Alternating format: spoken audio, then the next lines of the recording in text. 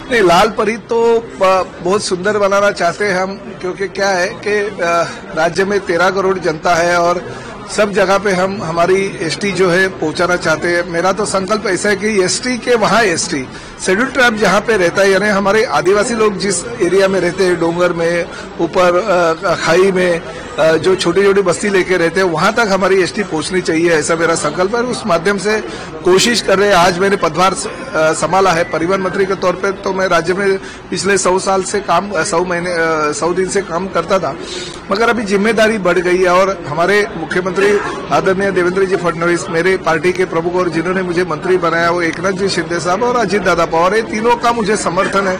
बहुत अच्छी तरह से वो मुझे सपोर्ट भी कर रहे हैं। तो उस माध्यम से घर घर में जो एसटी सेवा पहुंच गई है, पिछले 48 साल से ये चालू हो गई है, तो मैं और भी सुविधाएं ज्यादा से ज्यादा देने की कोशिश करता हूं। 12,400 के आसपास अभी हमारे पास खुद की बसेस है, मगर वो बसेस 25 से 30 हजार तक आगे के 5 साल में लेके जाने का हमारा प्रयास रहेगा और उस माध्यम से हम लोगों को सुविधा दे देंगे। देखिए, महाराष्ट्र की परिस्थिति इतनी भी खराब नहीं है जैसे सोच लोगों की है। हाँ, ये बात सही है कि बसेस हमारे पास बहुत ही कम आए पिछले 5-6 सालों से, इसलिए ये परिस्थिति हो गई, मगर आगे के 2 से 3 साल में हम इस एसटी महामंडल को एक अच्छा कॉर्पोरेट लुक दे देंगे। हम हमारे बस डेपो है उसको बस पोर्ट की जगह लेके जाएंगे।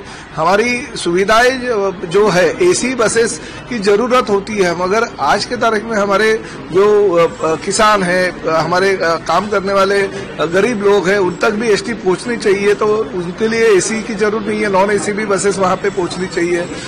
इलेक्ट्रिक बसेस लेने का हमारा प्रयास है और उस माध्यम से इलेक्ट्रिक बसेस हम 5,000 ले रहे हैं। हालांकि उसमें से कम बसेस हमें प्राप्त हो रही है क्योंकि प्रोडक्शन कम है।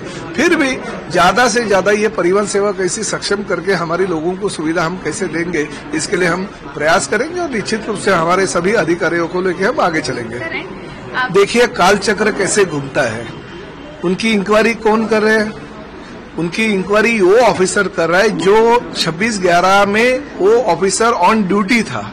वही ऑफिसर एनआई में वहां उनकी इंक्वायरी कर रहे हैं कि जो परिस्थिति गुजरी थी मुंबई के ऊपर, जीटी हॉस्पिटल के पास, और मुंबई जो हमारा ताजमहल होटल हो या वीटी स्टेशन हो, वहां पे जो परिस्थिति थी वो आंखों देखा हाल जिन ऑफिसर ने देखा, वो ऑफिसर सदानंद दाते उनके चीफ है और उनके मार्गदर्शन में अभी उनकी इंक्वायरी हो रही है। तो उन्हें तो किसी से पूछने की जरूरत नहीं है क्योंकि उनके माध्यम से ही आज लोगों को पता चला था कि क्या क्या उस रात को हो गया था।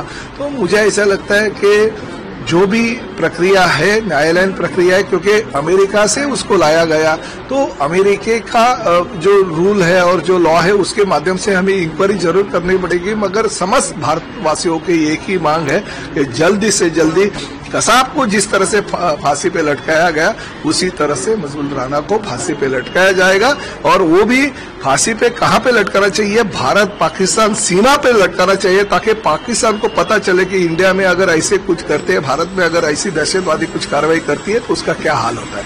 उनकी इंक्वायरी होने के बाद संजय राउत साहब की भी इंक्वायरी होनी चाहिए।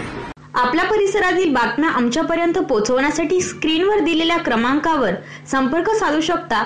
दूरध्वनी क्रमांक 8652414343।